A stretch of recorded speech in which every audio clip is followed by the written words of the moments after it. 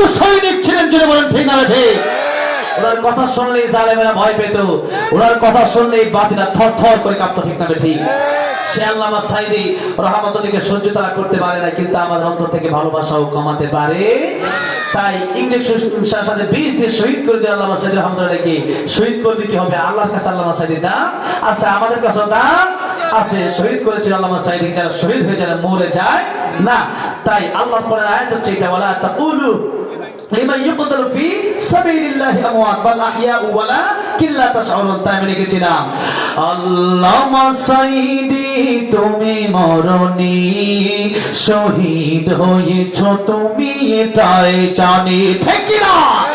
কারাগারে কাটালে 13টি বছর, বাতিল কি পেছে তোমায় দেখে থর থর। তুমি যে ছিলে মোদের নয়নমণি, শহীদ হয়েছ তুমি এটাই জানি। আল্লামা সাঈদী তুমি মরনি, শহীদ হয়েছ তুমি এটাই জানি।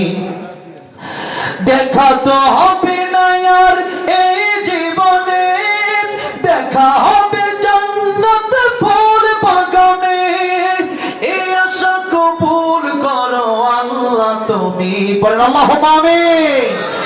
এই আশা কবুল করো আল্লাহ তুমি, শহীদ হয়েছ তুমি এটাই জানি।